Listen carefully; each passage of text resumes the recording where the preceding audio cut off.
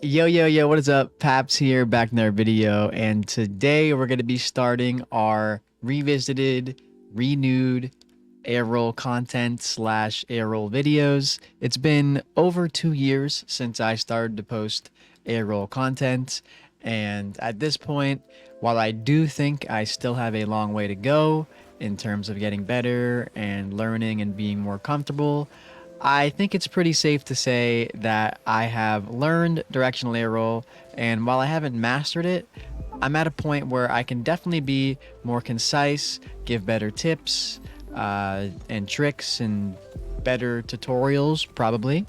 I can explain things a lot better, all that good stuff. So, the way I wanted to do this renewed, revisited air roll tutorials is I wanted to do it in an episodic fashion where each episode is going to be tailored and talking about a certain subject and have a certain set of ideas that I want to talk about, explain, showcase, and so forth. So that way, anytime if you want to go back to it, you can check out a certain subject or topic and learn more about it, or refresh if you're trying to work on a specific thing.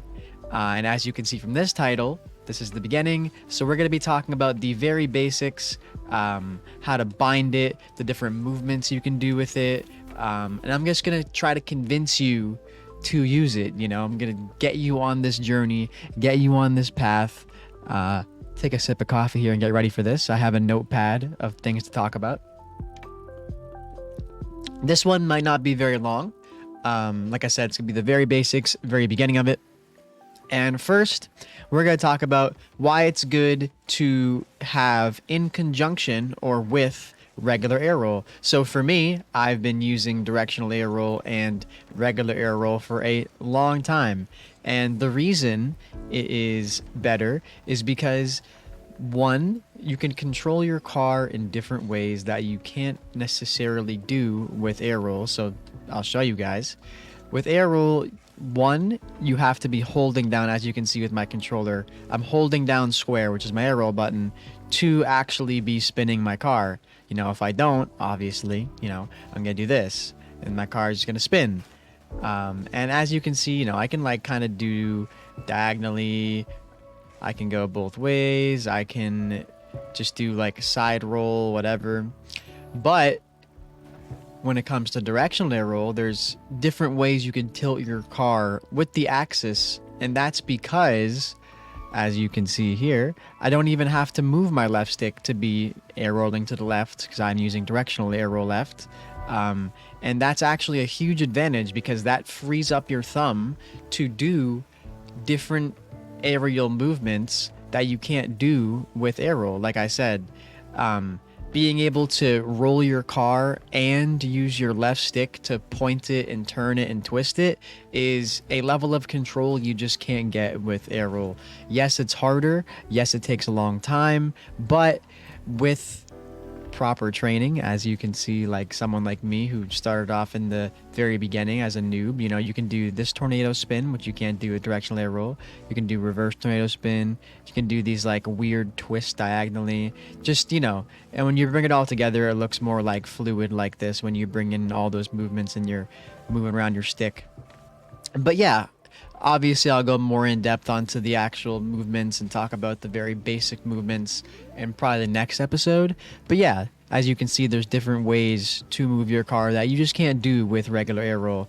And now let's talk about binding it and what you should do and how you should bind it, and like maybe the proper way to go about it and an improper way to go about it. The way I did it, I think, is the improper way to go about it.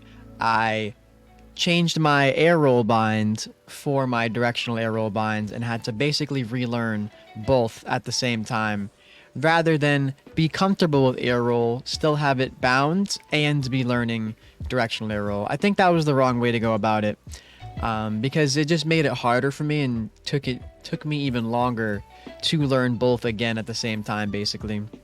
The way I personally think people should go about it, as someone who's been through it themselves, you should keep your air roll binding, keep what you're comfortable with, have that as a nice fallback that you can use to you know, have as a safety blanket. Because when you're learning directional air roll, it's gonna be tough. You're gonna be not as good as you used to be, at least for a while.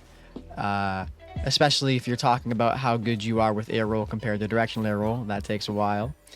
Um, and yeah, just do a new binding so that way you can still have, like I said, the air roll safety blanket while also learning directional air roll, and you don't have to learn two new things at once.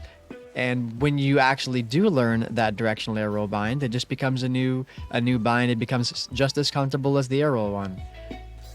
I wish I did it that way. I can't lie, but it is what it is. So yeah, that's how I would say you should bind it. And when it comes to changing your sensitivities, dead zones, anything, you don't have to change anything that you already have when you use directional air roll. Just keep it. Don't. For me, my philosophy when it comes to being consistent and bindings and sensitivities and dead zones, you don't want to change too much.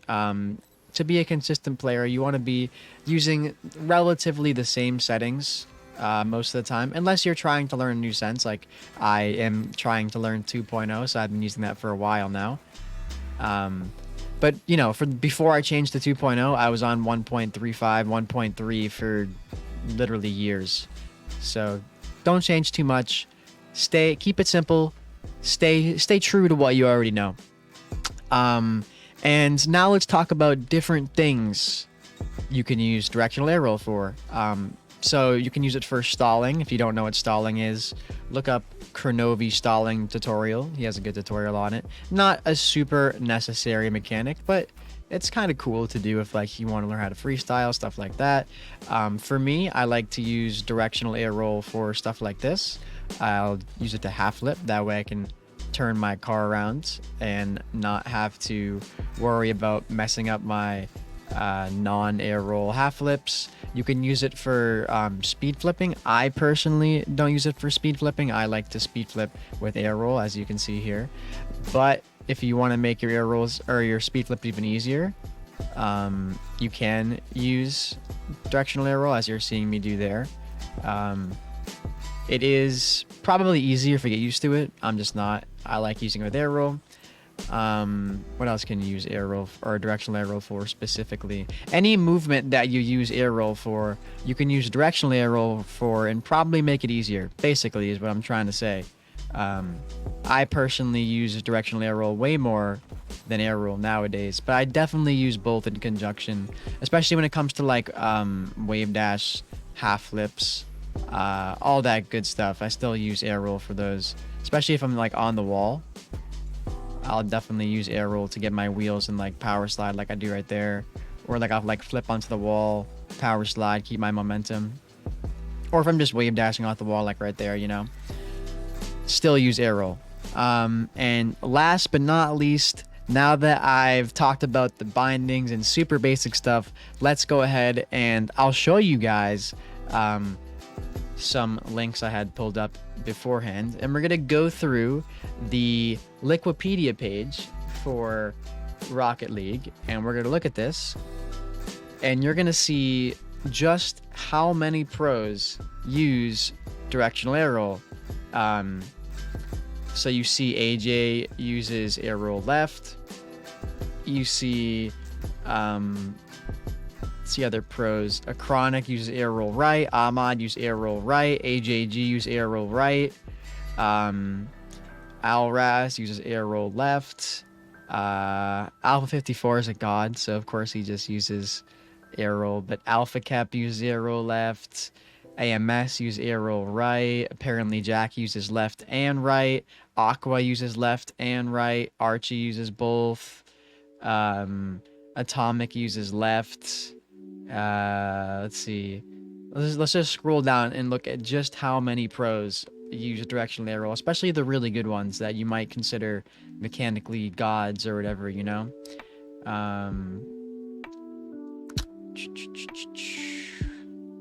Just trying to look for. This is like all notable players. Doomsy, OG Pro, uses both. Doesn't even use regular air roll. That's kind of crazy. Ixo uses both. Evample obviously uses both. He's a goat. Extra uses left. Fairy Peak uses left. Like, I feel like I've made my point. First Killer uses left. A lot of these pros, a lot of these mechanically gifted pros are using at least one directional air roll, if not both, sometimes. Not as rare as you might think. And if you want to see these settings yourself, just go to Liquipedia controller settings, and you'll see this page of notable players. And then another thing is this tweet right here that came up on my Twitter a couple days ago from Rise, recent champion. Directional air roll is a necessity. If you don't have it, learn it. Moist are great. Rise is a great player. And then you see when Daunt said this, Joyo was saying that he was spreading misinformation, because as you saw, Atomic does use directional air roll. Mist is learning it. I think Alpha is the only one in that list that doesn't actually use it, but he's a god, so it's not really exception to the rule. Of course, you can be really good without it, but as you're seeing here, plenty of pros use it, and it's a necessity according to Rise and many other pros. I'm pretty sure Squishy has videos on directional air roll. He's talking about it. Plenty of really good, respectable pros share the sentiment that I have. So yeah, I feel like I've done a pretty good job at least convincing you to start on this journey, and to bind it, learn it, try it.